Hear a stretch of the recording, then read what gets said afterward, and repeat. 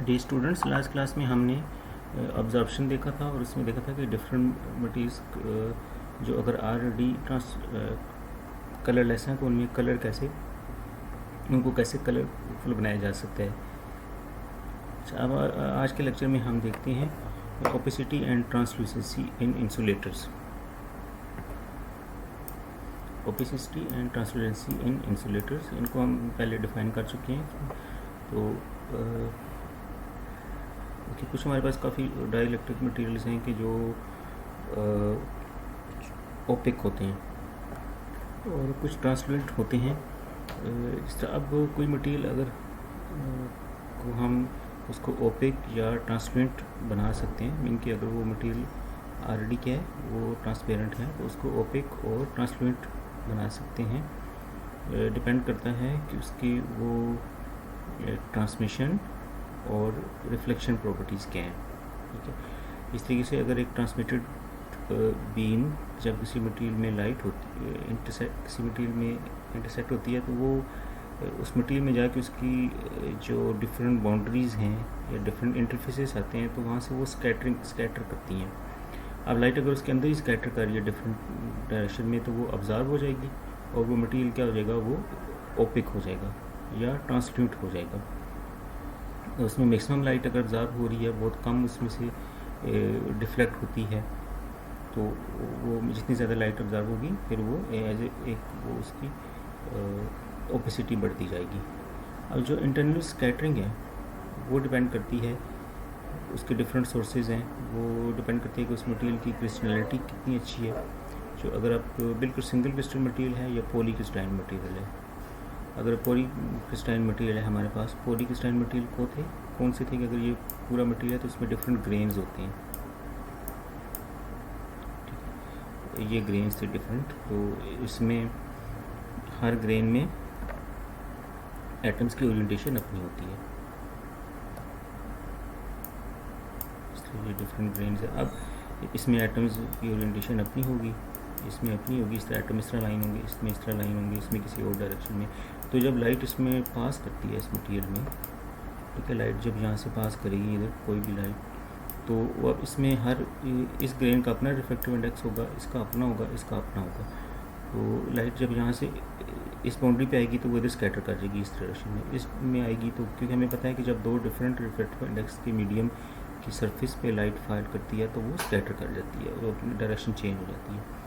तो इस तरीके से ये स्कैटरिंग होती रहती है अंदर ही, तो वो उसकी due to this extensive scattering में मैक्सिमम लाइट उसमें क्या हो जाती है, ऑब्जर्व हो जाती है।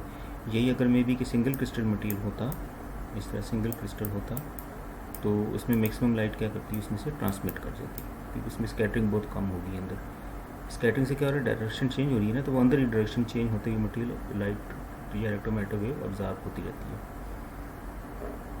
ठीक है, तो वो एक स्कैटरिंग हमने देखा कहाँ हो सकती है, ये जो ग्रेन बाउंड्रीज है यहाँ पर, क्योंकि इसमें डिफरेंट ग्रेन्स का रिफ्लेक्टिव इंडेक्स डिफरेंट होता है। दूसरी स्कैटरिंग होती है जो हमने इंटरफेसेस पढ़े थे कि अगर मटेरियल में एक से ज़्यादा इंटरफेस हैं तो हर इंटरफेस पे क्या होगा, स्कैटरिंग होगी, तो उसमें भी लाइट वो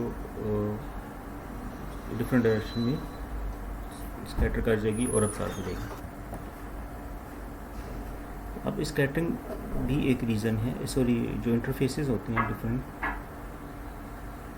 जहाँ पे इंटरफेस बनते हैं, डिफरेंट फेजेस जो होते हैं मटेरियल में, उन फेजेस का जो इंटरफेस होगा, ज़ाहिर हर फेज़ का अपना रिफ्लेक्टिव इंडेक्स होगा, तो वहाँ पे भी स्कैटरिंग ज़्यादा होगी। तो वो मटेरियल अगर ट्रांसपेरेंट है तो वो इस इंटरफेसेस की वजह से वो इट में बी ओपेक और इट में बी ट्रांसल्यूट। अब इसमें वही डिफरेंट जो हमारे पास सिरेमिक मटेरियल्स आते हैं, उनकी प्रोसेसिंग से उनकी जो है वो पोरोसिटी को भी कंट्रोल करके उससे भी लाइट की स्कैटरिंग को कंट्रोल किया जा सकता है। जैसे ये एग्जांपल है हमारे पास, ये एक कोई एक मटेरियल है एल्युमिनियम ऑक्साइड, ठीक है,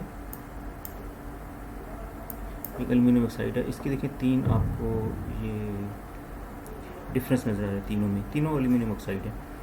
इसमें देखिए आपको ये इसके क्लियर इमेज बिल्कुल क्लियर नज़र आ रहा है, ठीक है। इसमें थोड़ा देखिए पीछे जो हमें नज़र आ रहा है लिखा हुआ, लेकिन वो ब्लर्स है, समझ नहीं आ रहा। इसमें लाइट की क्या हुई है, स्कैटरिंग हुई है। इसमें क्या हुआ कि इसमें बहुत ज़्यादा स्कैटरिंग हुई है और ऑब्जर्प्शन हुई है, तो हमें बिल्कुल इसमें बैक साइड पे नज़र नहीं आ रहा। ये मटेरियल तीनों एक ही हैं। अब इनमें डिफरेंस क्या है, ये जो पहले वाला है ये सिंगल क्रिस्टल है, ठीक है, ये सिंगल क्रिस्टल है, ये मैक्सिमम लाइट इसमें से क्या हो रही है, ट्रांसमिट कर रही है, तो हमें नज़र आ रहा है। दूसरा जो है वो पॉली क्रिस्टलाइन है, it is a fully dense poly crystalline, ठीक है। तो इसमें वही जो हमने देखा था कि जो ग्रेन्स बाउंड्रीज होंगी, यहाँ पर स्कैटरिंग होगी, स्कैटरिंग होकर लाइट जो है वो प्रॉपर हमें स्ट्रेट, जिस तरह इस डायरेक्शन में स्ट्रेट जा रही थी ना आगे, फिर वापस आ रही थी, इसमें स्कैटरिंग से डायरेक्शन चेंज हो जाएगी, तो हमें क्लियर इमेज नज़र नहीं आएगी। और तीसरी कौन सा है, ये पोरस मटेरियल है, थर्ड ये वाला, ठीक है। ये कौन सा था, पॉली क्रिस्टलाइन, ये कौन सा था, सिंगल क्रिस्टल, और ये थर्ड है polycrystal, sorry porous. Porous में इसमें पोरस इसमें वेरी टाइनी होल्स होते हैं इस मटेरियल में, तो अबाउट 5% पोरिसिटी। तो अब इसमें क्या हो रहा है कि इसमें लाइट जो है वो मैक्सिमम ऑब्जर्व हो रही है, ठीक है। तो ये हमारे पास फिर क्या हो जाएगा, ट्रांसपेरेंट, और ये कौन सा है, ट्रांसल्यूएंट, और ये कौन सा हो जाएगा, ओपिक। इस तरीके से अगर हम डिफरेंट पॉलीमर्स को देखें, तो जैसे इंट्रिंसिक पॉलीमर है, इंट्रिंसिक मीन कि जिनमें कोई इम्प्योरिटी वगैरह नहीं है, तो वो जितने ज़्यादा वो पॉलीमर, उनकी क्रिस्टलिटी अच्छी होगी, जितनी ज़्यादा वो सिंगल क्रिस्टल होंगे। पॉलीमर की क्रिस्टलिटी किस तरह होती है कि वो पॉलीमर्स में लॉन्ग चेन मॉलिक्यूल्स होते हैं, तो वो लॉन्ग चेन मॉलिक्यूल्स अगर इस तरह ये हैं इस तरह देखें, वो मैक्सिमम वो क्या है कि वो इस तरह अलाइन है, ऐसे इस तरह अलाइन है, इसमें ये क्या होंगे, ये हो गया क्रिस्टलाइन पॉलीमर। और जो अमॉर्फस पॉलीमर होता है उसमें ये long chain molecule totally random होते हैं इस तरह, ठीक है। तो क्रिस्टलाइन पॉलीमर में होता है कि लाइट जो है वो ऑब्जर्व होती है, ठीक है, और फिर उसमें से क्या होगी कि वो हमें या ट्रांसल्यूएंट होगा या वो ओपेक होगा। और जो अमॉर्फस होते हैं, ज़रूरी नहीं कि सारे हों, लेकिन जनरली जो अमॉर्फस होते हैं वो ज़्यादातर क्या करते हैं, लाइट को वो ट्रांसमिट करते हैं, उसमें से ट्रांसमिट कर जाती है लाइट, और वो क्या होंगे, ट्रांसमिरेट होंगे, ठीक है। तो ये हमने देखा कि ओपेसिटी, ट्रांसपेरेंसी, और जो कोई मटेरियल अगर कलरलेस ट्रांसपेरेंट है तो वो किन फैक्टर पे डिपेंड करता है। अच्छा, नेक्स्ट है लुमिनेसेंस। लुमिनेंस ये फिनोमेना होता है कि जब लाइट किसी मटेरियल पे फॉल करती है, कोई इलेक्ट्रोमैग्नेटिक वेव किसी मटेरियल पे फॉल करती है, इलेक्ट्रोमैग्नेटिक वेव, तो वो लाइट उसमें पहले क्या हो रही है, ऑब्जर्व हो रही है, ऑब्जर्व होके फिर दोबारा एमिट हो रही है। अब जो दोबारा एमिट हो रही है ना, इसकी फ्रीक्वेंसी पहले वाली से डिफरेंट होगी। जो पहले जो है वो हाई फ्रीक्वेंसी की वेवलेंथ आ रही है, उनकी विजिबल से ज़्यादा है, एक्सरेज हो सकती हैं, गैमा रेज हो सकती हैं, अल्ट्रावायलेट हो सकती हैं, ये इसके ऊपर फॉल कर रही हैं।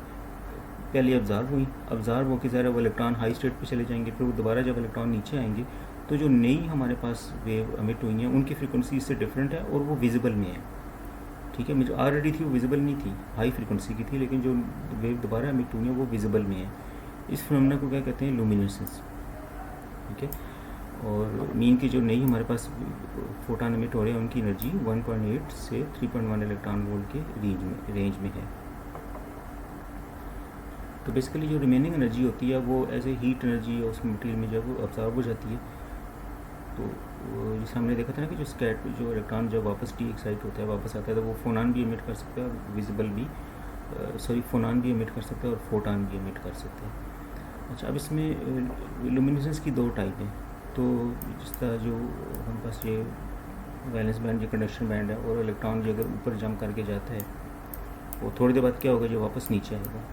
तो अगर ये बहुत शॉर्ट टाइम के लिए रहता है, that is time is much less than 1 second, 1 second से बहुत थोड़ा टाइम के लिए अगर ये ऊपर रहे और फिर ये नीचे वापस आ जाए तो उसको क्या कहेंगे, फ्लोरेसेंस। और अगर ये ऊपर थोड़ी ज़्यादा देर के लिए स्टे करे और फिर वापस नीचे आए तो उस फिनोमेना को क्या कहते हैं, फोस्फोरेसेंस। तो डिफरेंट मटेरियल हम बना सकते हैं जो कि फ्लोरेसेंस और फोस्फोरेसेंस मटेरियल को वो शो करते हैं, जिसकी एग्जांपल्स हैं लाइक सल्फाइड्स हैं, ऑक्साइड्स हैं, टंगस्टेट्स हैं, ठीक है। और उसके अलावा और कुछ ऑर्गेनिक मटेरियल्स हैं। तो जो प्योर मटेरियल्स होते हैं वो ये फिनोमेना शो नहीं करते, बल्कि हम खुद उसको इम्प्योरिटीज़ ऐड करके इसको इन फिनोमेना को कंट्रोल कर सकते हैं। लुमिनिसेंस की जो एग्जांपल है जो हम नॉर्मली देखते हैं, जो उसे हमारी यूज़ करते हैं, हम ट्यूब लाइट यूज़ करते हैं। ट्यूब लाइट अगर देखिए उसके अंदर आपको वाइट कलर का एक पेंट सा नज़र आता है, या एलईडी बल्ब यूज़ करते हैं उसके अंदर भी वाइट कलर का पेंट सा नज़र आता है। वो बेसिकली एक वो मटेरियल होता है जो उसके अंदर से जो लाइट इलेक्ट्रोमैग्नेटिक वेव आ रही है उसको ऑब्जर्व करता है। अब जो उसके अंदर गैस है, मरकरी या कोई गैस है एलईडी के अंदर या ट्यूब लाइट के अंदर, तो वो जो रेडिएशन एमिट करेंगे वो यूवी में होंगे। अब वो उसकी वाइट कलर जो पेंट सा नज़र आता है उसके अंदर वो ऑब्जर्व होंगी, वो बेसिकली फ्लोरोसेंट मटेरियल होता है, और वो दोबारा एमिट होंगी, वो विजिबल में होंगी, तो हमें वो विजिबल लाइट नज़र आती है। ठीक है, तो इसकी और एग्जांपल जब वो टीवी स्क्रीन है, जो पुराने टीवीज़ होते थे उनकी स्क्रीन के ऊपर वो भी फ्लोरोसेंट मटेरियल होते थे कि उनकी बैक साइड पे इलेक्ट्रॉन बीम आके हिट करती थी, हाई एनर्जी को वो ऑब्जर्व करते थे, और जो दोबारा एमिट करते थे वो विजिबल में लाई करती थी, तो हमें वो इमेज नज़र आता था।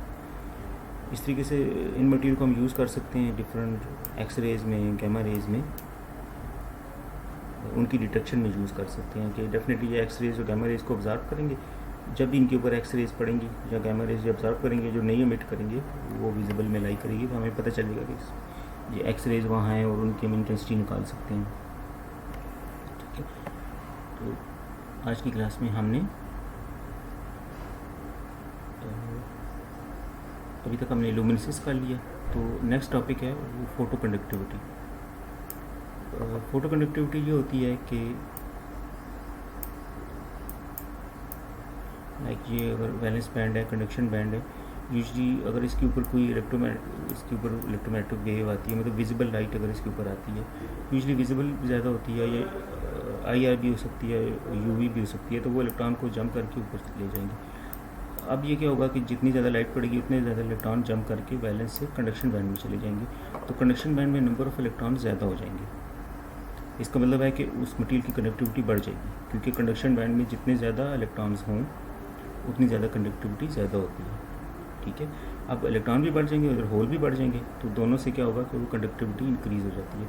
ये कैसे हुई, इसके ऊपर हमने इलेक्ट्रोमैग्नेटिक वेव्स शाइन की, यूजली विजिबल लाइट होती है, तो इस फिनोमेना को क्या कहते हैं, फोटो कंडक्टिविटी। इसकी डिफरेंट एग्जांपल हैं, जिस तरह जो ऑटोमेटिक लाइट डिटेक्टर होते हैं, तो जब उनके ऊपर सुबह सनलाइट पड़ती है तो उनमें से कंडक्टिविटी बढ़ जाती है, करंट फ्लो होना शुरू हो जाते हैं, तो वो ऑटोमेटिक लाइट्स को आगे ऑफ कर देती हैं, और शाम को जब सनलाइट कम हो जाती है तो वो फिर ये इलेक्ट्रॉन वापस नीचे जाएंगे, कंडक्टिविटी क्या हो जाएगी, वो डिक्रीज़ हो जाएगी, तो वो आगे जो भी हमने उसका आगे सर्किट बनाया हुआ उसके अकॉर्डिंग वो लाइट्स को ऑन कर देंगे। ठीक है, इस तरह इनकी और डिफरेंट एग्जांपल यूज़ होती हैं फोटो कंडक्टिविटी की। इसकी जैसा एग्जांपल सोलर सेल में भी है कि सोलर सेल में लाइट से क्या होता है कि जब लाइट पड़ती है सोलर सेल पे, तो उससे इलेक्ट्रॉन जब ऊपर जाएंगे तो उसमें इलेक्ट्रॉन होल पे प्रोड्यूस होंगे ज़्यादा, और उससे पोटेंशियल डिफरेंस क्रिएट होगा और हम इससे इलेक्ट्रिसिटी जनरेट कर सकते हैं।